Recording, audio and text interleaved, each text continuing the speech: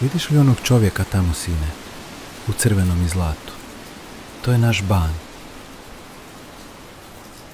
Ti si još mali, ali zapamti ovaj dan. Sloboda ne počinje mačem, počinje riječju. Mi smo navikli da nam drugi određuju mjeru, koliko smijemo, koliko dajemo, koliko ostaje. A danas, onda je riječ trgovcima sa mora, da mogu dolaziti bez straha, da im niko neće učiniti nasilje, da im roba neće biti oduzeta. To nije priča, sine, to je zapisano, na pergamentu, sa pečatom. Kako ja vama, tako i vi meni.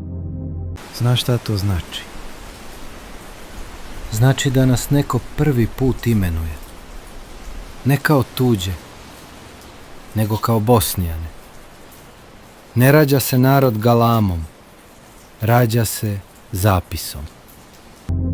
Ova povelja će putovati, bit će prepisivana, čuvana u arhivama, spominjana kad nas više ne bude.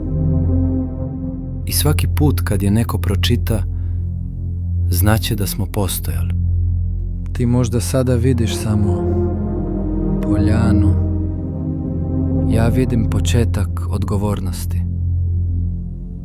Sloboda nije poklon, ona je obaveza.